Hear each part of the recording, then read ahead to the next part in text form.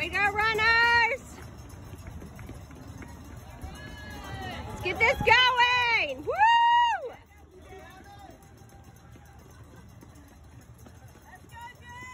Yeah, James! Woo!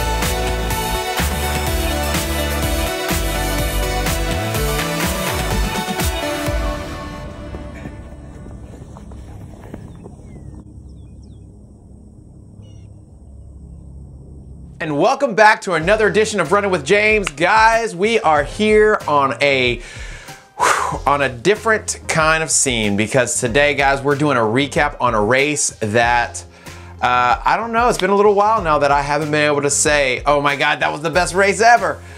So I just got back from the Woodlands Marathon, going out for a Boston qualifier.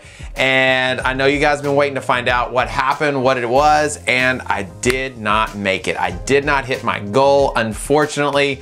I was on pace, I was killing it, and oh my goodness. So I wanted to kind of give us a recap of the day and kind of what happened, take you through, you know, start to finish what happened. And so, you know, one of the things that I kind of made this decision last year, right after I finished my Houston Marathon, right around the end of January, beginning of February, that I was, you know what, I was going to shoot for this lofty goal of qualifying for the Boston Marathon. And so my time at the time, I needed to take off about 12 minutes to be able to hit that qualifying time, which, like I said, is a very, very lofty goal.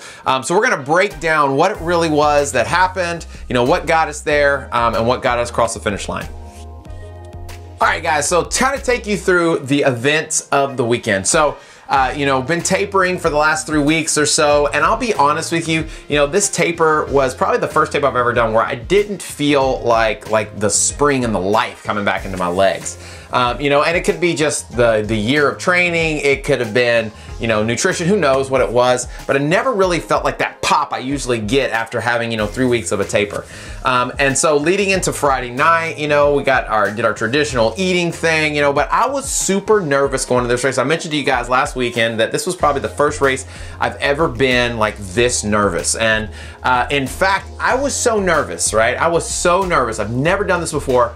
I actually threw up before the race. We were at the house about to leave, and I went and used the bathroom one more time just to make sure I could get it out. And I stood up and I was like, do I need to throw up? And yes, I did. It was crazy. I don't know if it was just the pressure of the event, the loftiness of the goal. I have no idea, but yeah, I lost my breakfast. So we headed out to the event park, got it situated, everything. I started feeling better, you know, loosen up, and started stretching and stuff like that. So the event took off, and it was a pretty good sized group. I got with the 3:15 group because I figured, you know, kind of my goal was to keep that 7:25 pace for the first portion of the race. So I figured, you know, I'll stay with 3:15, and then if I have the guts, if I have the gumption at the end, I'll push it at the end, because I just needed to be under that 3:15 mark for the most part. And so we took off, man, and we were pretty much at a steady 3:10 pace. So actually at the halfway point, we were right on pace for a 3:10. So we were right at 1:35 was you know, the first half of the race, right? So 13.1. You know, I was feeling okay. I got to run with a guy named Daniel. He and I, we met kind of at the very first of the race. You know, he kind of recognized me from running around Cypress, and so we kind of like looked into each other's each other's eyes very deeply and said, unspoken, we're running together this whole race. So it was good running with him because, you know, he had a great pace, he had a great cadence, you know, he was relaxed. You could tell he's a great runner. So I really enjoyed running with him. And so we pretty much were on pace, you know, pretty much the entire race, pretty much moving all the way to, you know, mile 20. We were still hitting it. And so it's crazy because as you're running this type of event, it's so long, all you're thinking about is, you know, knocking off those miles and that time going by as fast as possible. But once you start getting toward the end of the race, right, something else changes, right? So hit about mile 20, and at mile 20, Daniel had to stop to go to the bathroom. So I kept going, staying with that 3:15 group. Well, I started kind of getting out of rhythm. I started kind of like losing the rhythm a little bit, losing my cadence, losing my stride. And right at mile 22, my hamstring cramped up on me. Both of my hamstrings started to seize up. When that happened, I was like, no, no, no, no, no, please, no, please, no, please, no. But it said it's happening anyway, right? So even at mile 22, if I could have just kept, and this is the thing when you're running these types of events, you start kind of like talking to yourself, you start trying to convince yourself of things, you start trying to say, you know, if you can only run an 8-minute pace, I mean, you can do that all day long. If you can run an 8-minute pace, you'll still hit your qualifying time. And unfortunately, I couldn't. I just could not keep the pace. So Daniel actually caught back up to me, and when he did, I was like, okay, great, great, great. We can run together. My mind will be focused on keeping stride with him. Won't be a big deal. So we ran together for maybe a block, if that, and my hamstrings just would not cooperate with me whatsoever. So he took off. Congratulations to him. He hit the 3:12 number. He killed it. He crushed it. Dude's amazing. So hopefully I get to run with him a little bit in the future and do some training runs with him. I know that'll help me. Yeah, so it's crazy because, you know, you want the first 20 miles, you want that first part, at the first of it, you want it to go by as fast as possible. And then when you look like you're not going to hit your goal, you're like, please, time, slow down, time. And it just is going by faster and faster and faster. So I hit mile 24 and I knew I was not going to make it. So, you know, I ended up finishing the race. I did get a PR, and this is what's funny about this race is that, you know, I set this goal so high, you know, to qualify for Boston, is that I actually had a 4-minute PR, right? So almost a 5-minute PR. It's pretty close. So it was like 4.5-minute PR, but I didn't hit the Boston qualifying time. So, you know, like all in all, if I was coaching myself and I was like giving myself like, you know, what are you doing? What are you gonna do for this race? This was a very successful race because of the pacing. My pacing was on point. I mean, it was crazy. Like it was like 7:15 to 7:20 was pretty much right where we were at. So we're talking about 5 to 6 second differences on those splits from mile 1 all the way up to mile 22. And so that's what I wanted to do. So I had a race plan. I stuck to my race plan. Everything was on point. My hamstrings just couldn't make it throughout the whole distance of the day. And I still PR'd. So that would be overall, I would say that's a great successful race. But I had a goal and I didn't hit my goal. So, you know, does that frustrate me a little bit? You know, am I down in the mouth? You know, I'm not down, right? Not at all. I'm a little ticked off. And mainly I'm ticked off because I know I'm gonna have to go do this dang race again, right?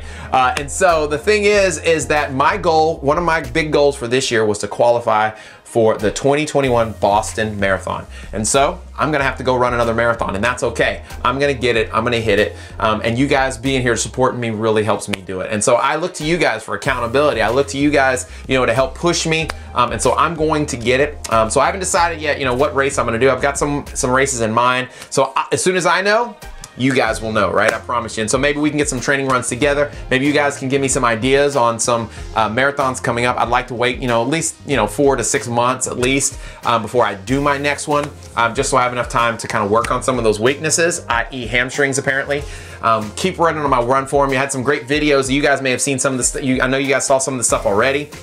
You know, and kind of analyzing my form a little bit more, you know, I have a lot of room for improvement, right? And so we're taking this journey together, right? That's what I love about this YouTube channel is we're doing this journey together. So hopefully you're learning something as I'm learning something. You know, we're building training programs together, and we're having fun and we're building community because that's what it's all about, right? And so this race really helped me. There were so many times in my mind I was thinking about, you know, it crossed my mind a few times, man, I wish I could just stop. You know, I wish I could just quit. You know, I was tired, my legs were, you know, were worn out. I was like, but I gotta keep going, right? Especially in the last 4 miles, all I wanted to do was just stop, especially when I knew I wasn't gonna get my goal. When I knew I wasn't gonna hit the ultimate Boston qualifier, all I wanted to do was just get in the car and go home and eat pancakes, right?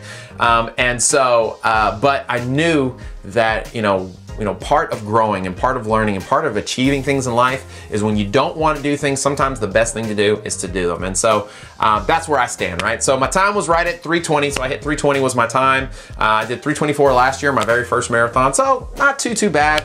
Not where I wanted to be at all, you know, definitely not elite status, but I believe that more than anything, I'm gonna keep getting better, and hopefully you guys will take that as an inspiration for yourself to keep improving and getting better. So thanks for coming in today, guys. Remember, and if a marathon or a 5K or a 10K teaches you anything, right? More so than the health benefit of it, because I mean, yeah, it's great. I mean, running is a great cardiorespiratory. It's probably one of the best things you can do for your overall health, because it builds strength, builds stability. Obviously, it increases your cardiorespiratory system, strengthens your heart, right? Lowers your blood pressure and your cholesterol. But more so than that, it helps to strengthen your mind, right? And what do we always say every week, right? If you can change your mind, you can change your life. And so it helps you understand that, you know what, if I can make it through this distance, if I can make it through this pain, there's something in life, you know, that can't be that tough, right?